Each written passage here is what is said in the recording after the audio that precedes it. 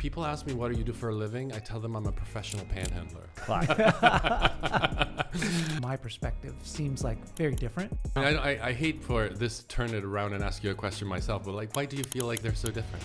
And I would argue that individuals who can complement their creativity with hard skills are the ones that often find the most success, whether that be technical or having an engineering understanding or to being able to code or to work with machinery or to weld or to make and to build. Creativity can be actionized. I think that fundamentally there is one skill that is the most important of all, which is to be able to tell a great story. How often are you in a situation where you see a great company and just the story, the pitch is just atrocious? Can you see past that?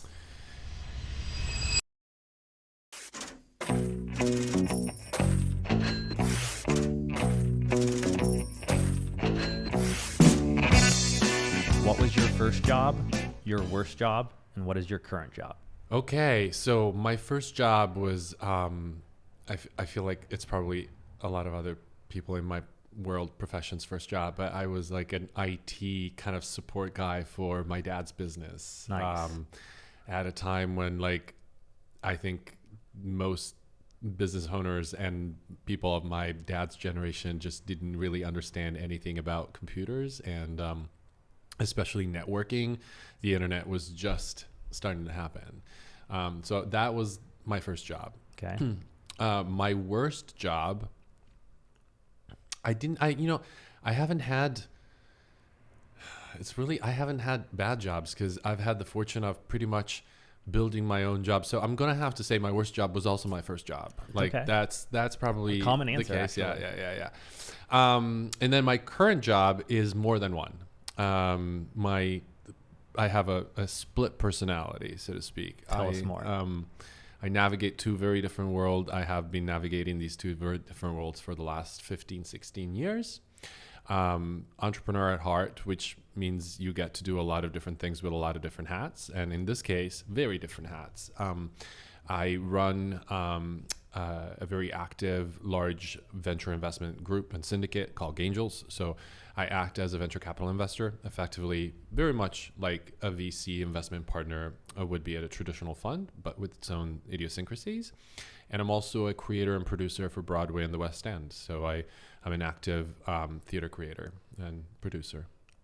I'm assuming for profit, for investment purposes, or is that more of a philanthropical hobby, or is that part of your investment portfolio as Broadway as well? Well, I often say if you're investing or producing on Broadway for the purpose of realizing the best possible capital return, do something else.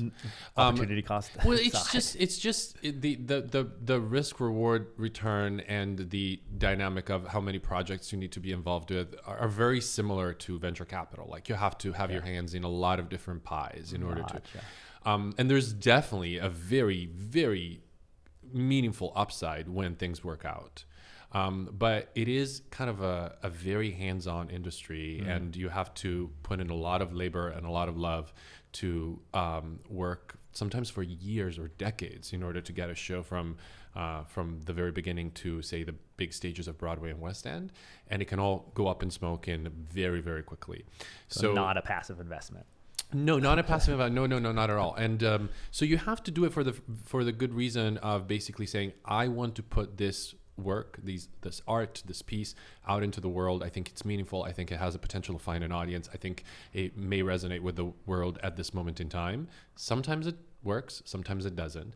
But as long as you're still happy, even when it doesn't, as long as the people that contributed the money, the effort, the labor, the love, the passion, the art to actually make something that outlives you are still happy when it doesn't go the way of Hamilton, then it's great. It's a wonderful way of being in the world and leaving something behind.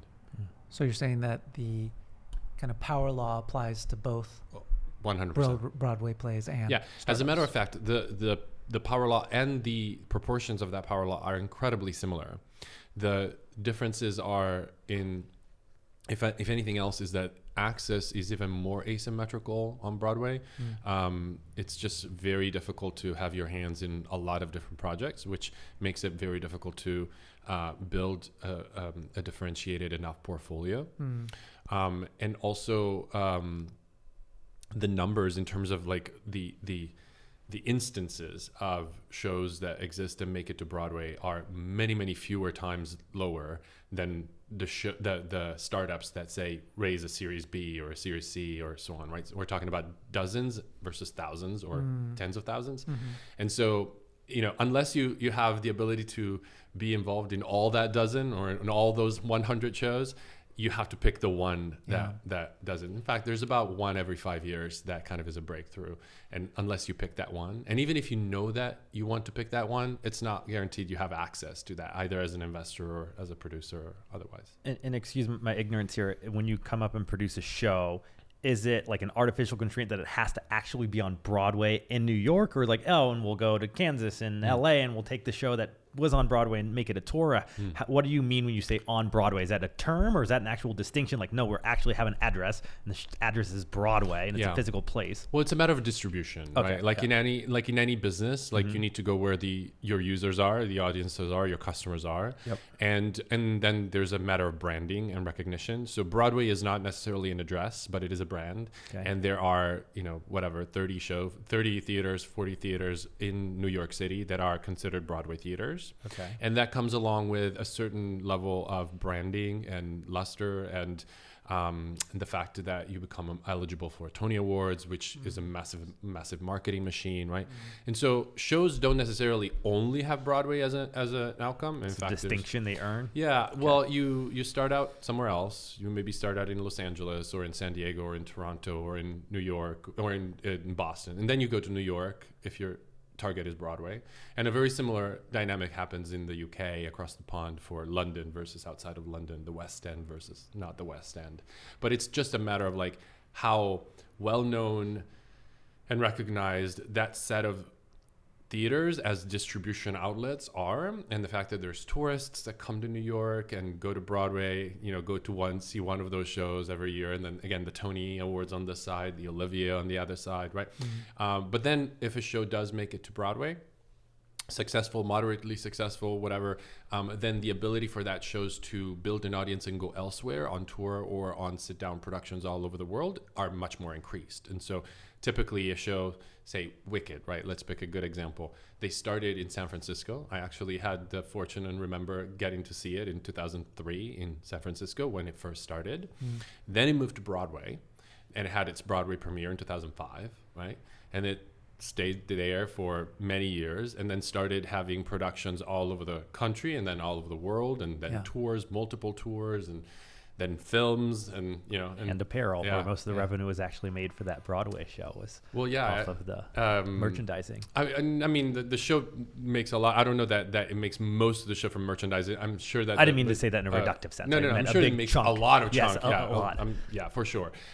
What's funny though is that at least the rumor has it that Universal Pictures made more money with its Broadway stake in Wicked than with any movie it produced in the first 10 years of this decade, of this century. Crazy. That is crazy. Yeah, the Wall Street Journal had a big 2-page thing about the business of the Wicked specifically. The blockbusters are like, people don't really realize how big the financial upside of the blockbusters on Broadway really are.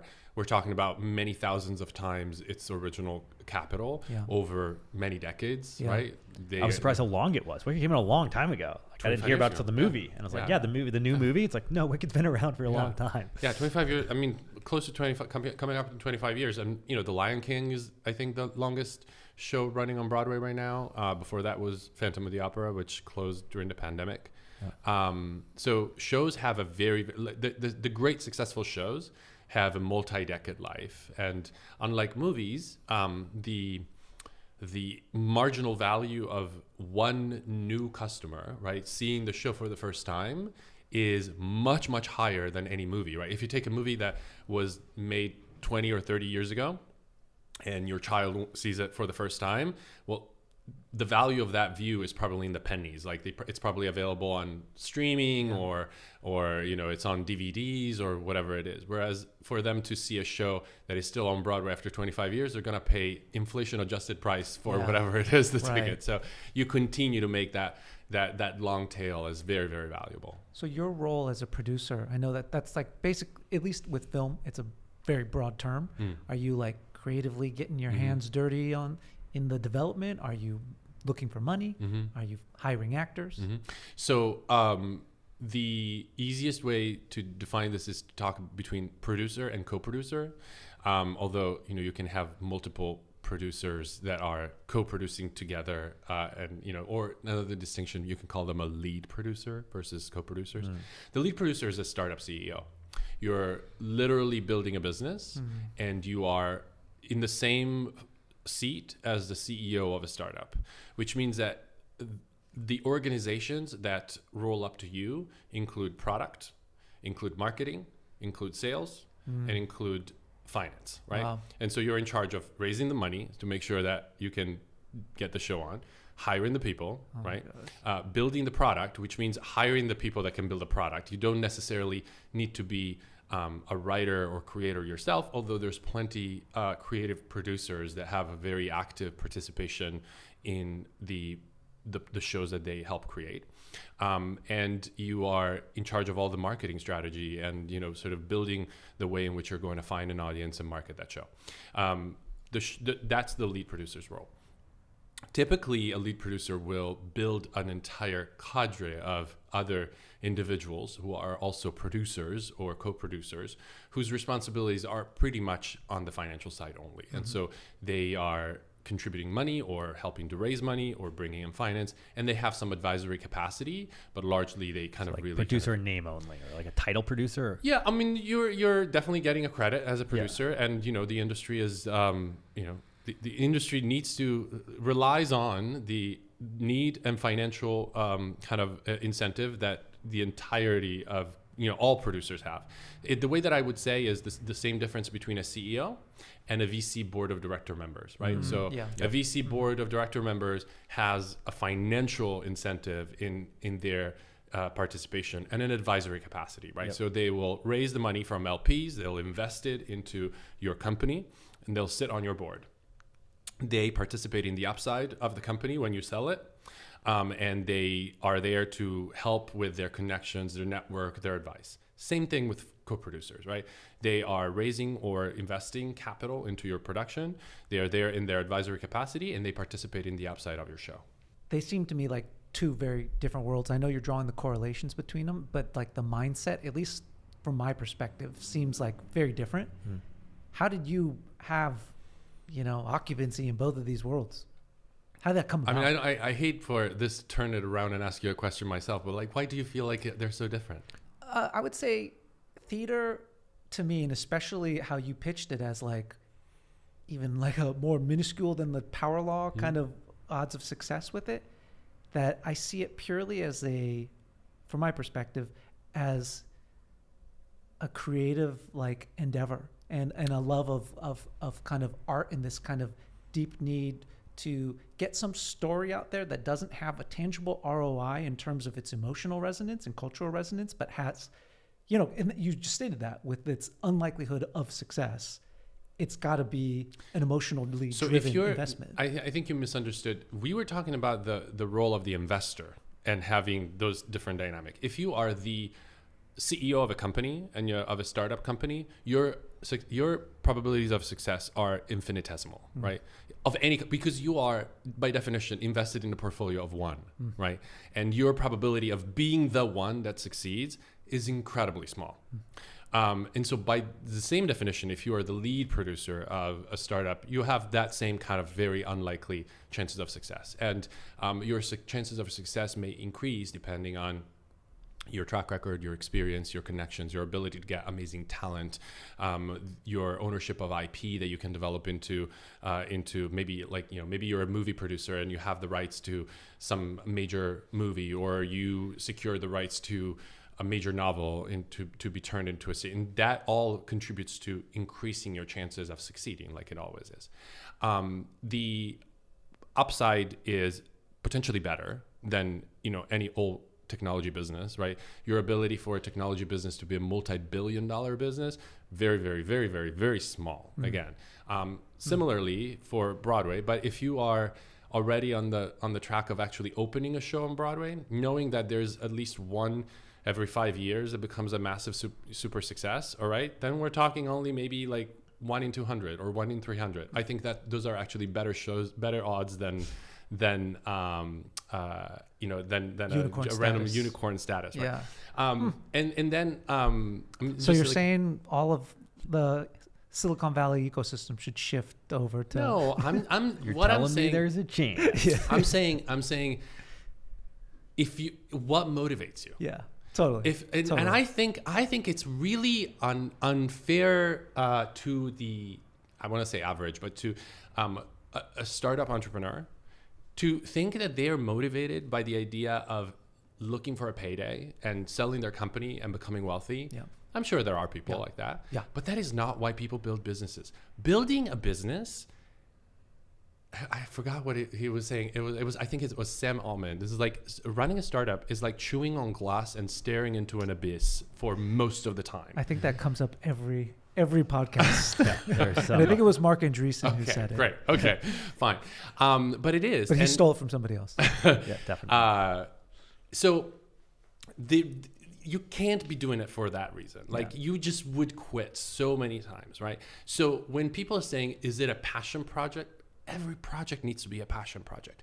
I hope everyone has the chance, the ability, the luxury, the fortune of feeling like their work is their passion and that everything is driven for them by their passion for what they're doing. Because otherwise it's a very unpleasant existence, I think. Yeah. The difference though is I think and maybe that to some extent makes Broadway and theater even better than other things, is what is failure and what is success.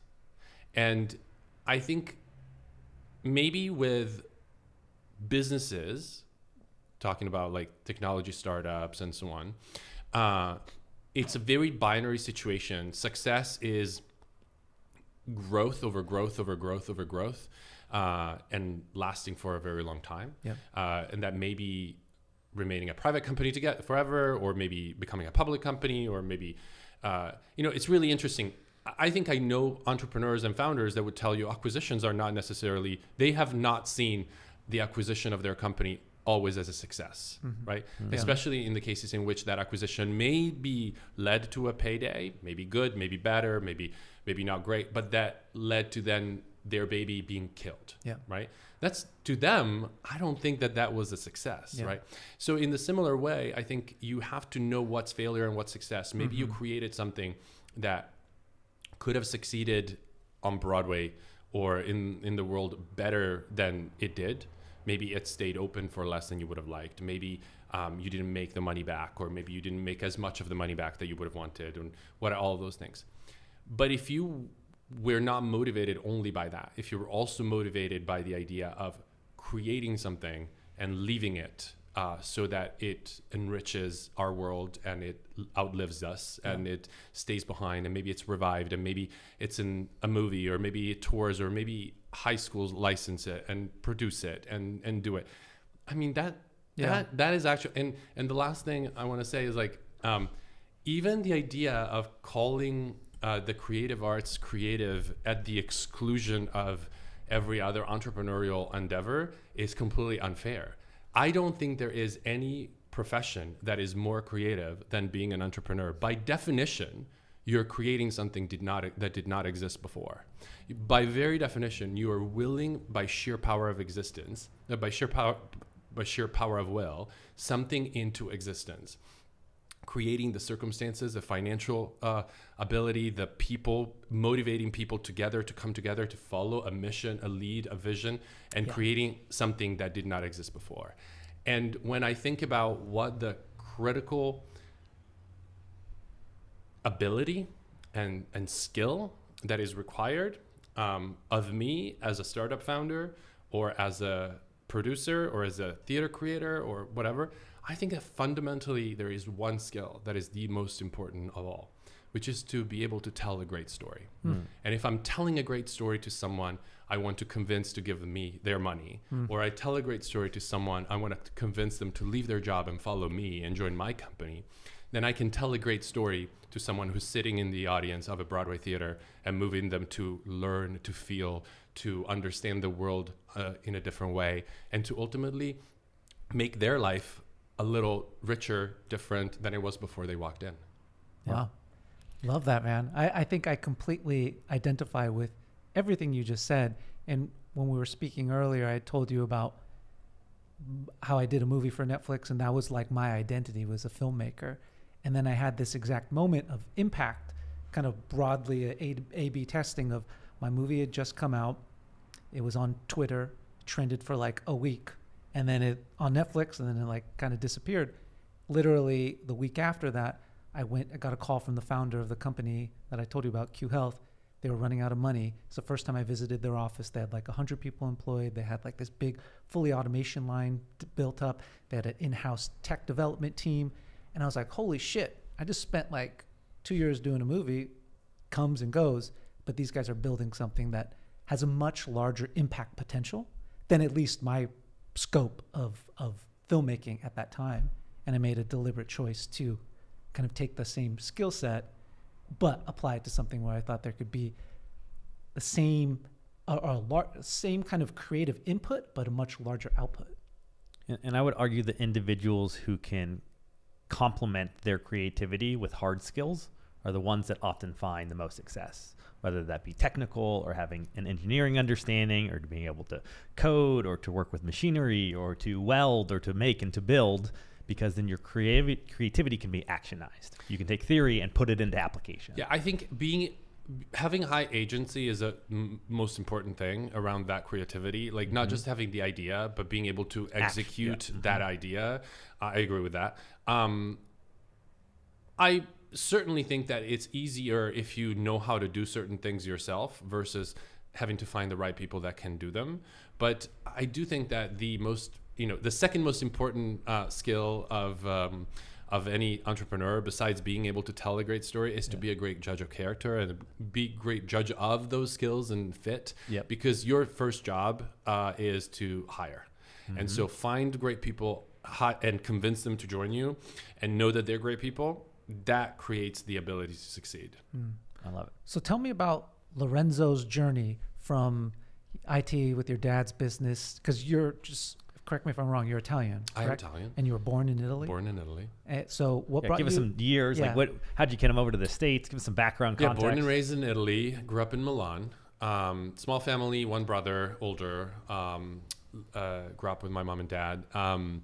Went to school in Italy and started college in Milan. And right at end of high school, beginning of college, that's when I was working for my dad, or supplementing my time by working in his business. 3 years into college, I got a scholarship to choose from a number of different schools. I was studying engineering, right? So computer engineering. By the way, my storytelling backgrounds preceded that. So when people, if people ask me like, what did you want to be when you were a child, when you were little, and you were asking me like, what do you want to be when you grow up? I probably would have told you, and I did tell people I wanted to be a filmmaker, a director. I was like making movies and recruiting all my friends to be in them, and over time always got mad about how easier it became to actually make movies and edit stuff instead of like copying VHS tapes back and forth. I was like, yeah. But then technology really started to accelerate personal computer, internet, networking. That's where kind of, I learned to code pretty early on. And that's where my, a new passion kind of was born. And I saw the potential in it. And I saw that, there probably felt like at the time there was less competition, like, it was a newer field. So that's what I went to school for, and I got the scholarship for choosing amongst one of a handful of American schools to kind of go finish my studies. And for the ones that were listed, I knew very little about the U.S. That's the first thing. Like I knew very little about what distinguished each state and what made each city within those states unique or different. My best understanding and knowledge of Texas at the time was the TV show Dallas, the original version. Who shot JR? But amongst the schools that I could choose from, the one that had the best ranking for computer engineering was the University of Texas in Austin. So I moved to Austin. A little bit of a culture shock? Yeah, I mean, not in a bad way. Like, Milanese in Texas. Yeah, Sounds well, like a big switch. This is the other thing that you probably will see as a leitmotif in my life is, I'm very decisive. Once I'm very, I ponder things, like I evaluate pros and cons and balance and so on. But when I make a decision, that's it. Like, I'm committed, I'm all in. And I clearly from the very early get-go had a very good high tolerance for risk. So other people felt like a lot of the decisions I made across my life were like kind of crazy stuff. Like, what are you doing? Like, I didn't have relatives in the US. I didn't know anybody, right? Do you think that's a product of just your genetics, or is that something you learned? I doubt you can find a genetic cause for risk aversion or risk tolerance, right? So I'm sure it was a combination of, epigenetic and environment and so on. But a lot of decisions that I've made across my life felt like reinvention, and felt like a clean closing of one chapter in the beginning of another. And that always felt like enormous opportunity. And I think as you get as you get older, you start to, I kind of have this really vivid memory of being in my teens and 20s and feeling like time in front of me was infinite. Yeah. Like there was no sense of like tempering decisions with the cost of opportunity of what other decision I might not be able to make instead. And as you get older, that kind of changes, right? And so I think it's not that my risk tolerance has changed. I think that the value, the weight that I put in the opportunity cost column is now much higher, because like, yeah, okay, I could more spend expensive. Right, I More could things spend to the next 10 years to do something, but what am I not spending those 10 years to do? That means that all the other things I could do, I may not be able to do it when I'm 60s or 50 or 70 or whatever it is, right? So that has changed. But as far as I can tell, like, there's several examples in my life where that has been the case, and people from the outside judged those decisions as kind of crazy. Like I did that when I moved, then I did that again when I moved from Austin to San Francisco. Why did you make that journey? So I graduated from Austin, and then I had gotten an internship at a research laboratory called Xerox PARC. Wow, cool. They invented the Xerox, in case you didn't know. Could Anthony, since you're the historian here, could you give us a little so they're a background? research and development park that licenses out ideas. And so they're actually pretty well known. They have a pretty big patent portfolio. And so they come up with stuff and they contact businesses and like, hey, do you want to license out what we built? Yeah, they had a terrible track record of making money off the inventions that they had made. Like they invent stuff. They invented stuff. They invented the computer mouse, the Ethernet, the graphical user interface that got stolen for the Macintosh. Allegedly, yeah. But it was really cool because I got to work basically kind of doors down from like pioneers of computer science. Yeah, that is really still cool. exists, by the way, even though they've been around for a while. And got a chance of working in artificial intelligence 25 years ago, right? So it's like you're really cool. You're an original gangster, is what you're saying. OG AI founder. Yeah, that's actually on my LinkedIn profile. I am A not kidding. Y2K That is AI founder. And then I had a good job going there, right? Okay. So I moved to San Francisco, and I had a good job there. And then 2 years in, I meet this guy who's coming to Park looking for technology to start a company, and I had been working on a project to take AI technologies tied to understanding human language and use them to build a better search engine, right? So kind of like Perplexity today, and the AI powered search of today, but 25 years ago. Wow. And I was like, yeah, that sounds fun. Let's go start a company. And people were like, what? Like around me was like, what are you, what? I don't understand. Like, and I had never, that was totally new. I think the first question I asked my co-founder at the time was like, can you explain how options work? Because that was just totally new for me, right? But built an awesome team. I mean, we, again, had the fortune of being in the right place at the right time when just like it's happening today, or it's been happening for the last couple of years, disruptions in an industry cause the opportunity for talent to migrate from one place to another. And, the migration of talent creates the reconfiguration of ideas, and those generate enormous entrepreneurial potential. We built this incredible team and started this company called Powerset, which was literally, having the same vision and mission of companies that we're seeing flourishing today, just at a time when the cost of computation was 10,000 times what it is today. And, the scale of what we could do was very different than what can be done today. We were a few iterations of technology insight and technological breakthroughs away from transformers and deep learning and what we have today. Can you give us a year of time so we have some as reference? 2003, thank you. And then... But we built an incredible team, some cool technology that was doing some interesting things within the context of powering a better search engine. And that was enough for Microsoft to take notice. And we sold the business to Microsoft in 2008. Became one of the early kind of acquisitions that became Bing.com, right? So we powered some of the early pieces of what the Bing product was, some of their informational queries, some of their snippet generation, and, we're part of what we've done.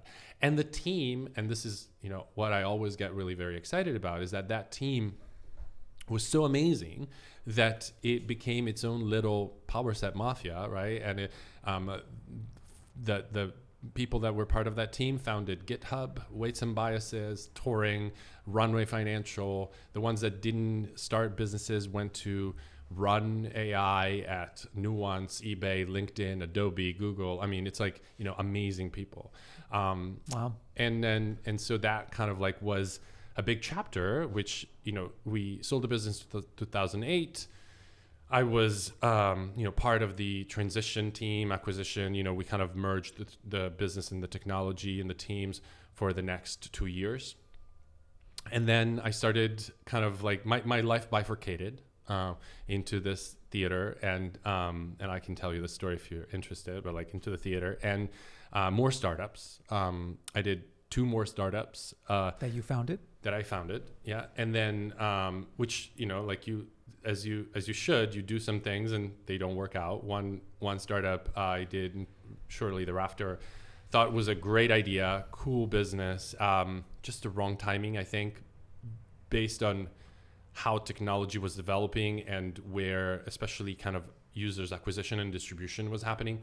We built a business called Artify that was working with local artists, visual artists, sculptors, painters, photographers, and so on, to have their art be in people's homes, almost like a Netflix for real art. And people would just pay a subscription price and would have the ability to rotate the art every few times a year and so on. Very hard to get distribution for a couple of reasons. We were geographically limited early on, where we were trying to connect local artists to local customers. And that creates a double cold start problem. And we didn't figure out until much later how to get nationwide supply to nationwide customers with good logistics and transportation and shipping. And then the second was that this was before social media had advertising, which meant that our only ways of doing customer acquisition were Google Words, not the best to do art with. Not when they're doing keyword searches because they haven't got to natural language processing. And Google Keywords and the coupons in the USPS mail that you get when you move into a new apartment. Like literally those were our ways to. So it was really hard. And again, if people did a little trip down memory lane, you would remember 2011, post great financial crisis, you got a lot of startups that got started. Yep. And there was a meaningful amount of seed capital that was going to all of those. Jobs Act. But the economy and the venture capital ecosystem could not support all of those companies to continue to grow. And so there was the first time that people started talking about a Series A crunch. And so we got seed we got seed capital. We couldn't grow fast enough. We kind of went through our seed money in 12 months, and then we're like, yeah, we just don't have the numbers to raise a Series A, and so we shut down the business. My other startup actually started right around the same time. Was that painful? You talk about, obviously it was a while ago, but was it Was your identity wrapped up in this project? Yeah. My 12 months? identity was not wrapped up into that project. I felt I had to contend a lot of the stuff I talked to you earlier about understanding success and failure and all of that, and understanding what you're doing with the context of Broadway. I wish I had that wisdom at the time, because it took my first theater project, in which I poured 8 years of work and a lot of my identity, to then open the same season as Hamilton did, for me to kind of have to understand that the joy, the value, and the reason to have done that work was not in the outcome, but was in the journey of having gotten it there, and the fact that it was going to outlive me and us and remain and create the basis for more beautiful work to be done. But yeah, that was a much harder lesson to learn than shutting down Artify. I think I understood very well at the time the odds of success and the dynamic of failure and success, and what it meant in the context of starting a new business and doing something again. And actually, my second business started as a way to promote the work I was doing on theater. And that benefited from the explosion and the growth of social media. So this is 2012 through 2017, 18. And, that a different type of business, never raised money for it, bootstrapped it, grew it profitably, always stayed profitable, never was going to be $1 billion success, but a really nice, solid business that at some point started to run itself.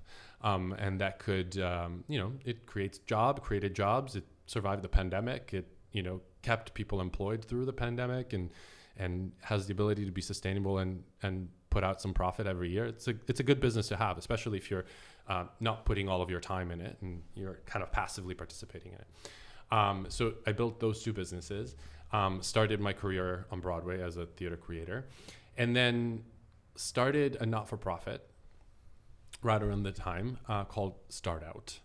And Start Out is, even today, after 16 years, the largest nonprofit network that supports all entrepreneurs to have the ability to grow their businesses on a level playing field, including all minorities and all paths of life, especially at a time when LGBTQ entrepreneurs, of which I was one, did not participate in the venture economy at the same levels as other groups. And so we started Start Out to support LGBTQ founders and entrepreneurs, and grew. Where can people find out more about Start Out? Startout.org is the website for it. Okay, thank you. And as we grew Start Out, we started a venture kind of investment side of the community called Gangels, which started as a small angel group of LGBTQ investors investing in LGBT founders, effectively kind of complementing the work that Start Out was doing. And then, like Start Out grew and continued to grow, it has now grown into a very large, very active syndicate of investors that supports participation, access, and accessibility for all minorities in venture capital.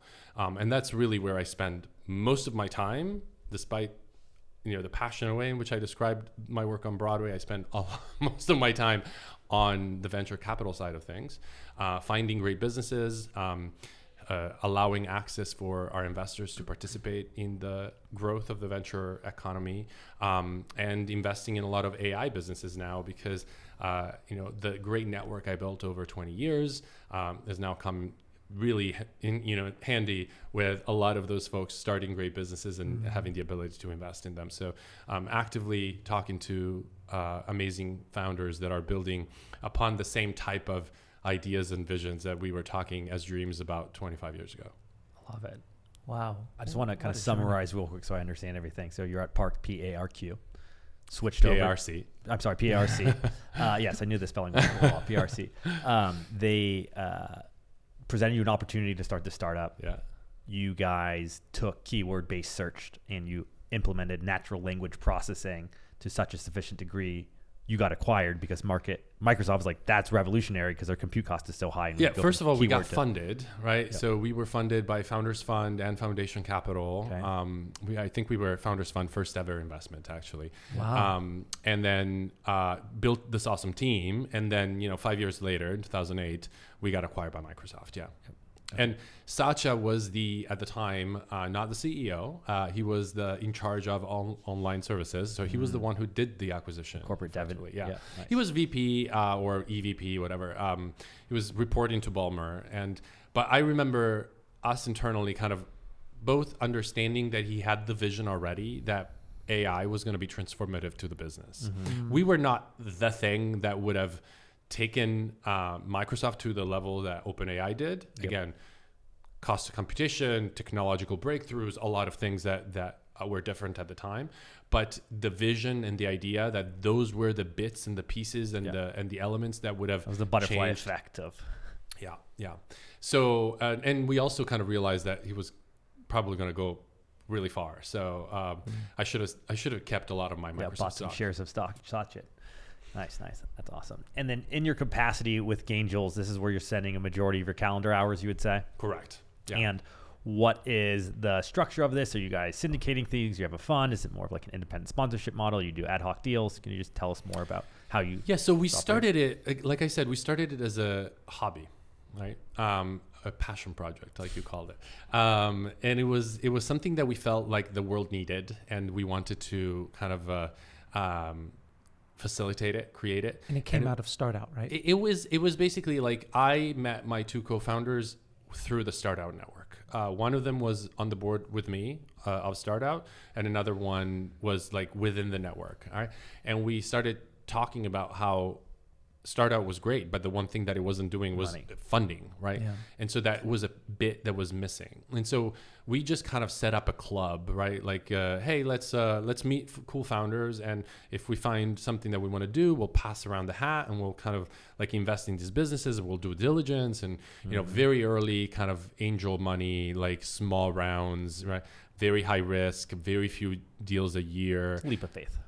Leap of faith, but also like not something that any of us was doing kind of in a professionalized way. Like it was not like investment right. memos and each investment one committees. of us had other things that we were doing, and this was like, but a few years go by, and we start to, our other commitments start to wax and wane, and kind of like our time becomes more available, and you start to think through the motivations, the things that kind of light the fire and that motivate you, right? And when we think back, it was not the idea was not to kind of help LGBTQ entrepreneurs, was not the mission. That was the way in which we were trying to improve the venture capital ecosystem and make it fairer, better, more equitable, more accessible. And the pieces we also realized that still existed as obstacles to that, were much more than the fact that LGBTQ founders weren't getting as much capital as some of their other counterparts. That every business that we came in contact with, even when they were built by diverse founders, could always use help to build more inclusive organizations and more organizations that allowed for more access and more representation to more minorities. And that did not just concern who the founders were, but it also concerned who was on the cap table, who was on the board, who was amongst the advisors, who was in the talent. And so we said, hey, you know what? We can have a much better and bigger impact at scale if what we do is not so much worry about who we invest in, but worry about being a partner to whichever business we feel is worth investing in, to help them build as inclusive an organization as they can at the levels of capital, governance, and talent. And how we do that was to put together the most diverse and participatory group of investors that wanted access to those deals, to make those opportunities as accessible as possible to people who had never before sometimes invested in the venture capital asset class. They had the means and the wealth, but not the access, the opportunity, and the education to know what that was like. And one of the things that you need to do when you're, hand-holding someone and bringing them into an experience that is new is to make it accessible for them, lower the barrier to entry. Sometimes that means lower the minimum investment, providing more educational opportunity, providing more information. And so we did that. And then to serve our portfolio companies, helping them access pools of talent that they would naturally not have access to, partnering with other nonprofits and other groups that coalesced talent for, technical talent or sales talent or staff talent, and then others that brought together people who were amazing board members that served on public boards, but that wanted to help diversify the private sectors. Women, people of color, LGBTQ, all people that were amazing out there serving on public boards and often had no private boards experience. And all those private boards went to the old group of VC and their network, right. that Boys brought, Club. right. And so that's what we did, and we kind of saw that flywheel start to spin faster and faster, and we brought in more investors, and more companies liked working with us, and we really felt the pressure and the need to demonstrate our value to our portfolio companies, which I think created the goodwill and the reputation that we have as being really high value add investors sometimes compared to the relatively smaller amounts of money that we invest.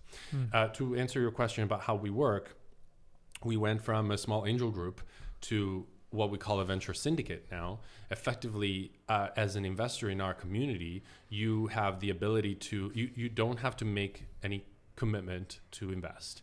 You don't have an obligation to invest. You don't have like a minimum amount that you have to put to work every year.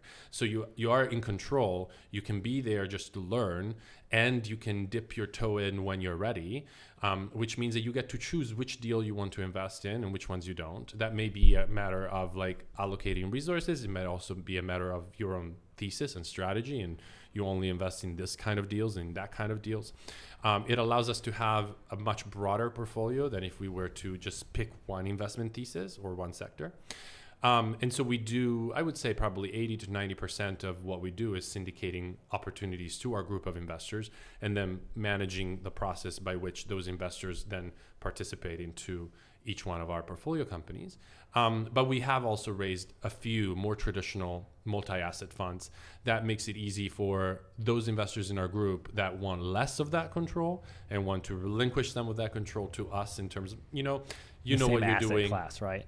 Same asset class, but basically say instead of, say I have $100,000, instead of having to pick 10 startups I'm going to put money in, I'm just going to give you that $100,000. Go put it into the startups you think are best, right? That's the job of a venture capital fund manager. And so we have a few funds. You're the asset allocator. Asset allocators.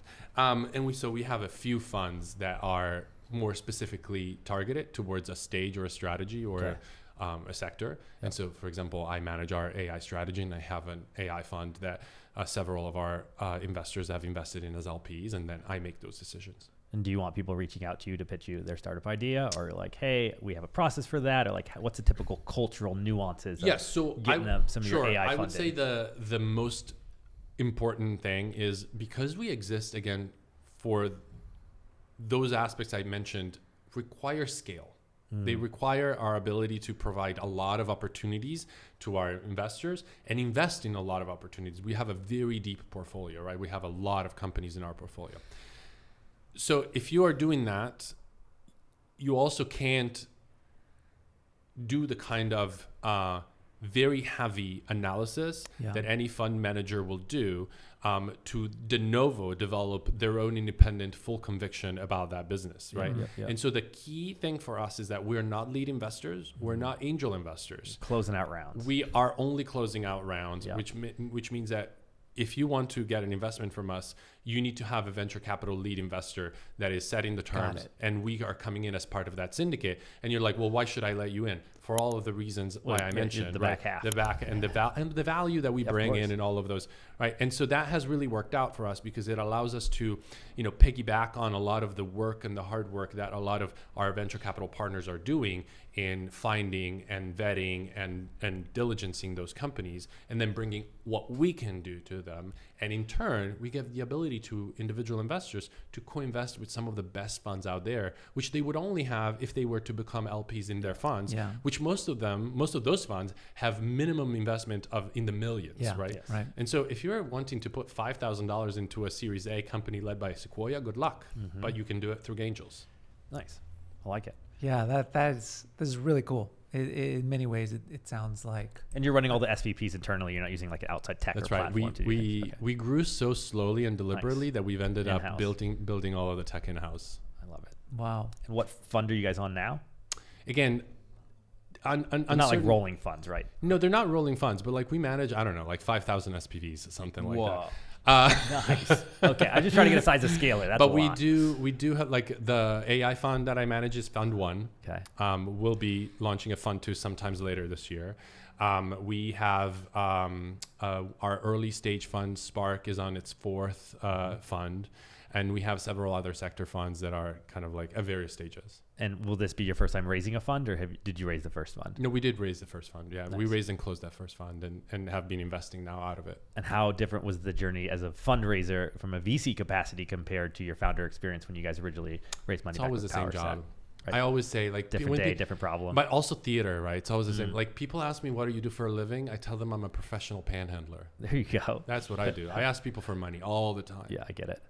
Shaking a cup. Yeah. Yeah. So going back to what you said about what distinguishes you guys, it sounds like your core value to the companies that you invest in outside of the money is this diversification of their team, providing resources, Their team, network, their capital structure, which is also really important to companies. They want to know that if they succeed, that the value they create percolates into communities that traditionally have not been able to participate. That's also really important. Their advisory and governance structure, so boards, right?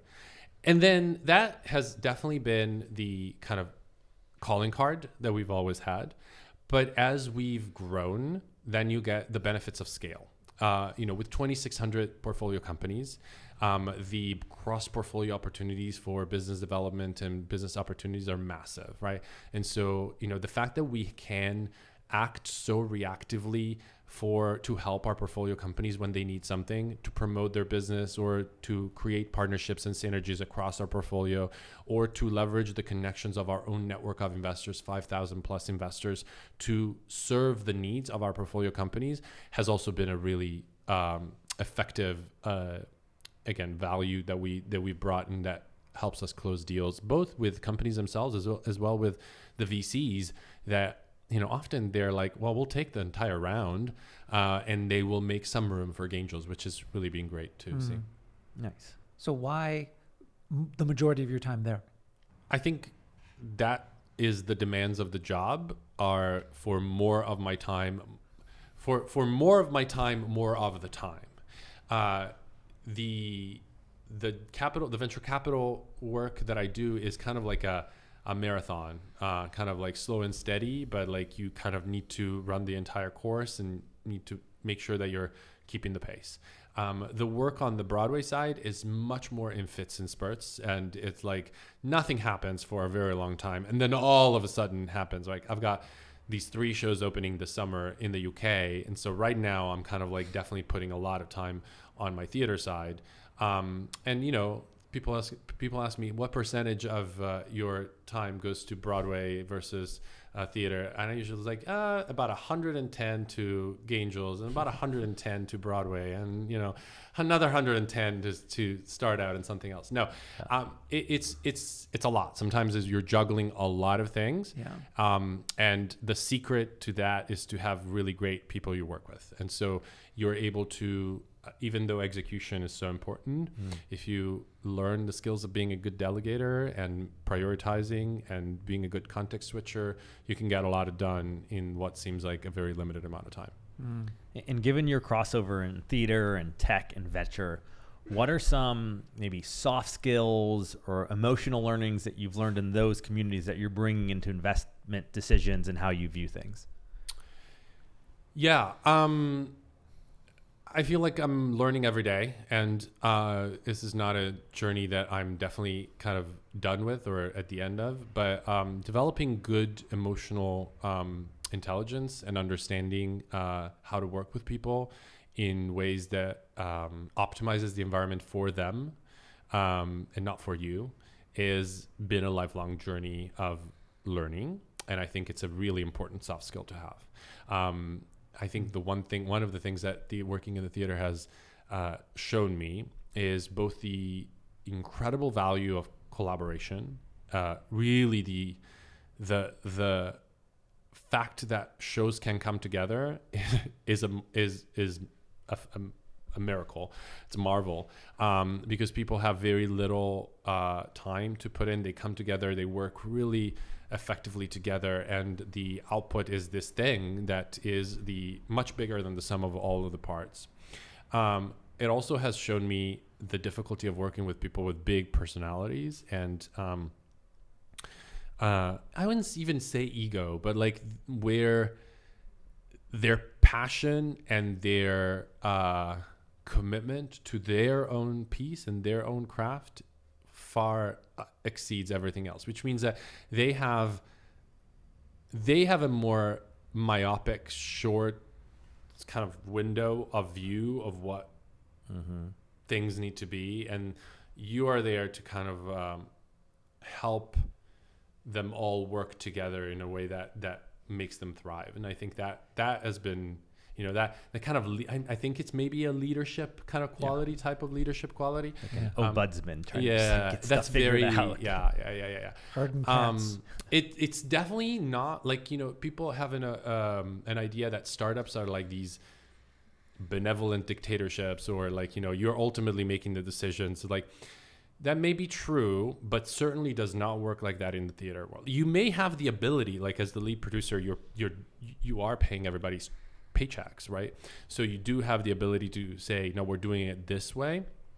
But believe me, it's not going to go well for anyone if you run that, literally, if you run the show that way. The time, no. And so you have to kind of govern by consensus and really kind of like figure out a way in which everyone is committed and excited about the direction, and so that kind of, I think, breeds a much better work environment, not even just for the creatives, but at some point you're bringing in talent and performers and the amount of emotion that literally is part of the job. It just makes everything more difficult. And most of the people, this is the pinnacle of acting, right? Like Broadway theater, it's like the Super Bowl of that industry. Okay. No question. I can relate to what you're saying. There's a book on that shelf somewhere, Elia Kazan's on directing, and I remember, like, before I shot my movie, I was like, I got to do some research, and I opened up the book and I landed right on this page where he was talking about his goal as a director at the time was getting everybody to look at the same thing, and that same thing was the theme, the core of the story. And I obviously saw that before my startup journey started, but while I was helping Q Health develop their brand, it's like, oh, that's what a brand is. It's the vision, the story, the theme of the company that you cover, and the theme then is translated across the product, the culture, the marketing assets, and all that. Yeah, just contributing to adding on to what you're saying of getting everybody aligned. Yeah. I was recently listening to Robert Rodriguez. He's a director. He's made a lot of different films. I saw that was a really good. And I was just surprised how entrepreneurial he's speaking. Because I don't really listen to like a lot of creatives on podcasts and stuff. And he just happened to, he sounded like another startup founder. He's like, I had $8,000 on this budget. I'm trying to 2X my multiple on this equipment. And he's like, dude, you're one of me. Like this whole time. That's what I'm saying. There's like, no difference. People always start from your position and was like, oh, it's so different. And within minutes that I'm talking, I was like, oh, they are the same job. It's like, yeah, they are the same job. Cute event production. There's a lot. I think I've been jaded. I definitely started that way once I kind of opened up shop with brand makers in like, oh, filmmaking, brand building, startups. It's like kind of one and the same. And then I think I've just been jaded by meeting so many technically minded people that to me see creativity as somebody else's work. But even then, I think a programmer is incredibly creative. I do too, Yeah. but they don't identify themselves. Well, that's the thing. You gotta manifest the creativity. Because culturally, we've assigned a meaning to creative that has veered off of the real meaning of creative, which means to create, right? Yeah. And instead is this like segmentation of the industry within the entertainment, visual arts, and figurative arts, and some entertainment and media that makes it frivolous as opposed to serious. Yes. That makes it gambling instead Yes. of investments. Yes. All of these things are purely cultural, right? And, totally. and people get wrapped up in the valence of them because they don't want to feel like they're Yes. frivolous. Yes. They don't want to feel like they're gambling. They want to feel like they're doing some serious investment. But it's all made up stuff, right? Totally. Yeah. Well, I guess where it's not made up is like ROI, like it's much easier to assign a value of return to an investment for a business where you can see the numbers that it's returning versus like, For some investments. yeah, right. it For, is for re- Hamilton's. Well, no, for some type of investment, if you tell me, hey, I know how to read a P&L of a public company or, like a fixed income statement, and I know what my rate of return is, like, yeah, okay, fine. Great, go do that, right? That's a fine. But if you're talking about creating a business and investing in that business, whether it's a tech startup or we're talking about a show, again, we're talking about very small likelihoods multiplied by very big returns. Yeah. And that makes it very hard to know anything about it. So this is a Whose question I line have. is it anyways? Everything's just made up and the points don't matter. That's what I wonder sometimes when I hear VCs talking about all of their analysis and the data. It's like there are so many factors outside of your control and your purview at that moment of that decision making, so who's to say that it's not 50-50 no matter what? Okay, look, the only thing that really matters at like very early stage venture capital investment is being a good judge of character. Is the vibes. It's literally finding the people that, because of what they've done in the past, have the highest likelihood of repeating or succeeding or doing it again or doing something that is different but similar. And that pattern making, that pattern recognition is really important and can be really effective. And you can do the same thing in the theater. I mean, I'm pretty sure you can find many people willing to invest in Lin-Manuel Miranda's next show. Yeah. So that's not very different. It's being the first one to find Lin, or being the first one to find, a great startup founder. That's difficult. And you do that by, being around the block for a long time and having observed and learned but the investors that maybe invest in businesses when they're more mature and, you're a growth PE kind of investor and investing in a pre-IPO business. Yeah, sure. Like look at the numbers and decide. At that point, it's the same thing as saying, like, do you want to invest in the tour of Hamilton? I think I do. Yeah, right. If you've already proven that you are de-risked. Been de-risked so much. And it's like at that point, it's a very different Limited returns. Yeah. Yeah. I think that with those two worlds, since they're on they're on the same kind of startup growth trajectory, it is not kind of explained enough just how different the Series B, Series C kind of rigor is to the early stage and the growth that you need to have as a business entrepreneur, as an owner, to raise at those and to continue a business at those stages. Oh, so the requirement on the business are different. The requirement on the founder are different. The risk, reward, return are totally different, right? So, I run this Angels 101 seminar for our members that are joining in, that are new, right? And I talk about how diversification is not just an asset class thing, right?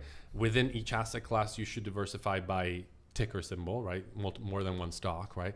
But also you should diversify by type of stock. So in the same way in which if you're a public investor, you'll have large cap, small cap, domestic, technology, and so on. when you're in venture and you're investing in venture, if you're a Angels member and you want to build a diversified portfolio, you should do some early stage investment, some middle stage investment, some late stage investment. They have very different. Are you offering alts on your platform? Oh, nice. I mean, not alts. It's all venture capital. Okay, gotcha. But we have pre-seed, seed, Series A, all the way to pre-IPO, right? So, but you're not like hedging it with some other, No. safer investment that's an alternative investment as well. No. Okay. It's all only venture capital, right? Yep. But you have the ability to choose things that will take 15 years and maybe 1000x, or will take 2 years, but at most we'll do 3x. Yeah. Right. So most people have Angel as a sliver of their overall portfolio, and they would have money elsewhere. Correct. This is kind of for one sure. of their slices. I would hope they. I would hope they do. Yeah. All in. Yeah. Some people, man. In this day and age. Well, can you talk about any of the experience you've had making investment decisions and what you've amalgamated over that course of time, and then how you're using that to filter out those cultural checks you were talking about? Those so important with the founders that you've met. You said that pattern recognition. Yeah, with exactly. The founders. Teach us so we can then have that lens and filter. So again, many of my friends who are in the business of writing very large checks out of funds to lead rounds and do a lot of work with those companies to really assess who those founders are, what their abilities are, their agency, their ability to execute, their ability to hire, the opportunities for the specific type of businesses. But then they also, once they make that decision, they pull that trigger and they'll make like maybe 3 decisions a year of that kind, like a few. They're all in, right? And they are often on the board. They are helping them lead the business, get the business, they're confidant advisors, sometimes chaperones. And one of the things, and that's not my business, right? That's not what we do for many reasons, including our ability to have an impact on the ecosystem has to come with scale. And in order for scale to happen, we can't be making 2 investments a year, right? So different type of business.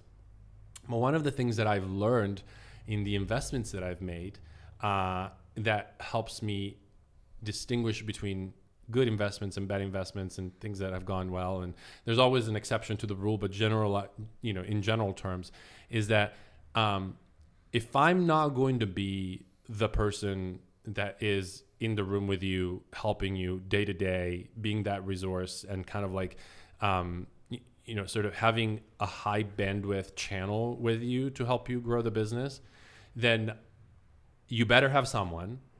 Because the ones that don't have anybody, that kind of like are just, sort of, we're raising a little money early on and nobody's on the board and it often doesn't go well. But also I need to kind of have conviction, not just on the founder, but also on who is your partner and who is sitting on your board and who is the VC that is investing in your business. And that's partially its track record, right? So I want to know, that you've got a great fund, but also, knowing that person just changes the equation. So one of the lessons that I've learned is it's not just the founder, it's also who the founder is surrounding themselves with. And it doesn't necessarily have to be they have a board and an investor on the board, but maybe they've worked with amazing people and those are the people that are on their favorites on their phone and they can call like every day to kind of get advice. It's like great founders have great advisors and great people that they can rely on. And sometimes those are investors and sometimes they're other founders, but super important. I have a kind of question for both of you. Actually, you both work with a lot of smart people. I believe you're in artificial intelligence. I would imagine there'd be quite a few introverts clean it out. Who are not very good storytellers. How often are you in a situation where you see a great company and just the story, the pitch is just atrocious? Can you see past that? And you're like, the money's good, the AR is good. You suck at storytelling. I can fix that. Or is the story so important that if someone can't tell their story, it doesn't matter how good the business is, that's not a sound investment opportunity? I mean, it depends on the stage the company is at. Pre-seed, right? Like early guys, they're just it's very awkward. Unlikely that at pre-seed you have metrics that speak louder than the story. Okay. Very unlikely, right? So that storytelling is super important at that point, because that's all you're doing, it has right? to be. It has to be the people in the story, right? Now, if the person is freaking brilliant and they have an incredible track record of having built businesses and having executed well and and they can't articulate to me what their next business is, but the background story is that they also couldn't articulate what their business was the prior times, then I'm gonna make that bet. Because again, that's more important. Is like, I've got good priors that you can do whatever it is that you're doing. Like, you don't need to be able to explain it to me if it's in your head, as long as I have a way to assess what the likelihood that you can succeed. But generally speaking, that is not the case, because if you can't articulate that vision to me, how are you going to articulate it to someone that's going to come and work for you? Yep. How are you going to, it's just, generally speaking, the story is really important. And then same question to you, because Well, you're not from an investor perspective, but that's I'm money to completely you, right? biased. You're just like dollar signs. You Right, suck at because- storytelling and you're really good business. Exactly. I'm completely biased because I look for those opportunities of the geniuses who are underrepresented with their story and their creative abilities, because then that's our ability to hopefully 10x their potential through helping tell a good story and doing good content. I would say that is by and far the majority of the people I meet is, those people who are technically astute, who underestimate the creativity, understand the importance of it, but it's an afterthought. So, but let me make another comment here, which is also very important. Is telling a story, it requires two things. It requires understanding the themes and the story itself, but it also requires you to understand the audience. Mm-hmm. And what I think a lot of those bad storytellers that you describe, they're speaking to the choir. Well, exactly. So they do understand the themes Yes. of the story, but they don't understand their audience, Yes, right? And 100%. so when they're getting your help, is because they need to speak to people that they have no idea how to speak to. But many times those people, I can understand them because I'm their natural audience, because of my technical ability, because of and so they'll be telling me a story that works really well, that I understand as a great story, but that same story told to the average Joe does not work, right? And so if they're trying to maybe hire technical people, they're great. If they're trying to get investment from a technical investor, maybe they're doing great. But if they're trying to sell their product to salespeople or to the consumers, maybe they do not know how to do that, and that's when they may need you. Yeah, and I would say that I also meet a lot of people who understand the technical aspects of it, and this is a bit more rare, understand the technical aspects and see an opportunity, but don't see the larger implications of it. Oh, that happens a lot, actually. And that actually changes my perspective quite a bit, because I need to know two things from a founder that I want to kind of, invest in, that kind of goes all the way, is I need them to know the tactic and the strategy. I need them to know what they're doing now. Yeah. But I also need to understand that they know what the ultimate potential of what they're building is. Yeah. And it has to be big enough for me to matter, right? For me to care, so that it can actually matter to my investors or to whatever. And so being able to kind of say, okay, great, like, this is the problem you're solving right now, but how does this make it a $500 million a year business or $1 billion a year business? That's actually, and really answering that question is something. And sometimes they may respond as like, well, I don't care how much money we make, but we want to have this big of an impact and we're going to be in all of these places. That's fine. I just need to understand what the scale out vision for something really is. Yeah. It's like, if you talk to the early days of Airbnb and Uber and so on, the vision was to build a completely different platform, whether it was for hotels and kind of like hospitality or for transportation. Mm-hmm. It was never about getting a black car or sleeping on someone else's couches. Mm-hmm. I do want to kind of circle back to where you came from, Milan, a city of rich cultural significance and a lot of history. And how has that shaped how you view things from that lens, being in a different society, a different culture, different language? Do you think that gives you an investment edge? No, I don't think it gives me an investment edge. I think I am the product of good family and public education. Something we lack here in the United States. I certainly felt the difference between my when I first moved to the States, between my basic education, like what I was working with and what my peers were working with from their high school. I do think that great higher education in the U.S. Can thin out that difference and can sort of level out and bring the great people to doing great things. But I am often thinking back with fondness to the basic public education I received in Italy. So that's good. I think the cultural heritage and everything that sort of is part of my upbringing is ultimately just part of how I see the world and who I am. And so, I think it's really hard to separate it. It's like my identity as a gay man, as a Italian, like all of these are pieces of identity that are like, well, I wouldn't want to not have that piece of my identity because then I wouldn't be me. It would be a different person, right? Do you have a football team? I got to ask. I mean, I was nominally a fan of AC Milan, but I never really cared about It's okay. I don't watch NFL football. People ask me all the time. I was like, I'm from LA. LA. We're more man. interested in theater. We don't have I a was team. more interested in other sports. Like I was big F1 fan growing up, and when I first moved to the States, nobody knew what F1 was. There you go, being a hipster again. And now Austin has an F1. Like what? Like why wasn't there an F1 circuit when I was there? Yeah. That's what I was. Netflix show did a lot for them. Yeah. And then where's home base today? Where you reside? I live in Chicago. Oh, really? So There you I Sounds cold. lived I thought in San you were in New Francisco. York. No, I lived in San Francisco, then moved to New York. I was in New York for 12 years. And then 2 years ago, I moved to Chicago. Why Chicago? For a lot of different reasons. I think New York City is a great city, great place if you're really young or if you're really wealthy. There's no in between. When you're kind of in between, you're kind of like, oh, wait, I'm spending all this money and I have like not a lot of space. It smells a lot. And it was like, but no, I just felt like I wanted a different pace, right? And I started looking for what was that next place. I had friends in Chicago. I also grew up, again, one of the other things I'm very thankful to my dad and my upbringing and is just a love for both the mountains and the water.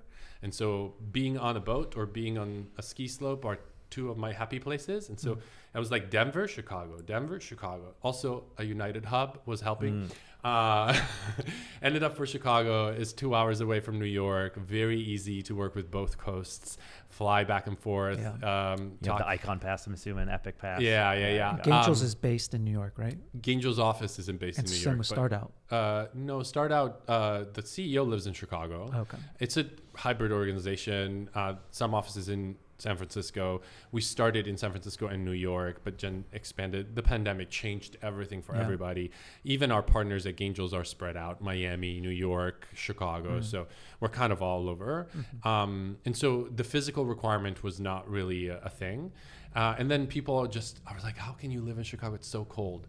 And I have two things to say about that. One is keep on thinking that it's too cold for life to exist, because that's what keeps it livable, affordable, and wonderful. Yeah. Stay out of California is what he's saying. I feel you. I live in Detroit part of the time. Yeah. And then the second thing is, yes, it's cold.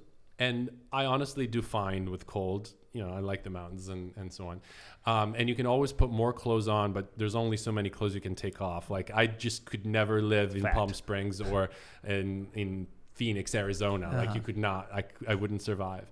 But also I think I was colder in New York, because it may be the coldest in New York. I don't know, it's like 3 degrees, right? The coldest in Chicago is like -15, right? True. That's a true statement.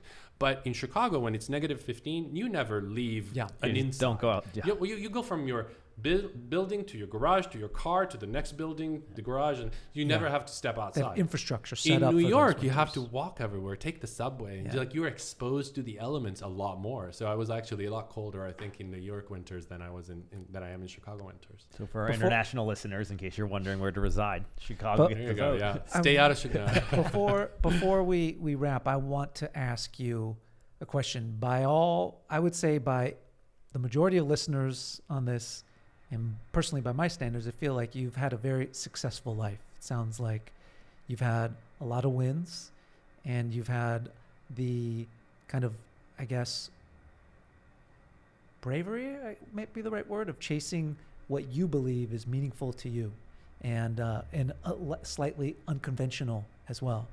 So what is next for you? What motivates you? Well, so success is, I think people need to kind of, the most important thing in life is to build your own definition of success and not using someone else's.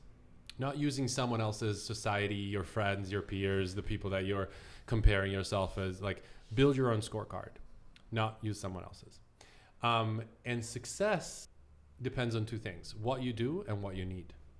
If you are able to have what you need, doing something you enjoy and love, that is success, irrespective of where do you live, how big is your home, what do you drive, how much money you have, completely irrespective of it. I think there are a lot of people who have a lot of money that are not successful because they don't feel like they have what they need, and they constantly feel like they need more. Yeah. So by that definition, I feel like I've been successful. But by the way, now I see the successes I've had in things that other people would feel like they were failures, right? Whether Artify or even Allegiance or other things, to have the ability to kind of understand that you had what you needed, you do have what you need, and maybe you are able to adjust what you need in your life, doing things you absolutely wouldn't have traded time for something else. I think that is the definition of success. And so where I go now is I hope I'll be as lucky to continue to do the same, feel like I have what I need, doing things I am truly passionate about. If you could give advice on this to any aspiring or entrepreneur, anybody who is teetering on, should I quit my job and start this, based on your macro view, what's your advice? Generally speaking, it's very hard to give one advice that fits all. But if you had to give an advice that fits all, and you're thinking about, should I quit this and go start doing that? As long as you're not purely motivated by like, I want more money or I need more money. If there are other reasons that tell you I should quit this and start that, I would say go do it. Because there's probably some levels of dissatisfaction with what you're doing, and some level of draw for this other thing that you feel like you would be more realized, passionate about, and so on.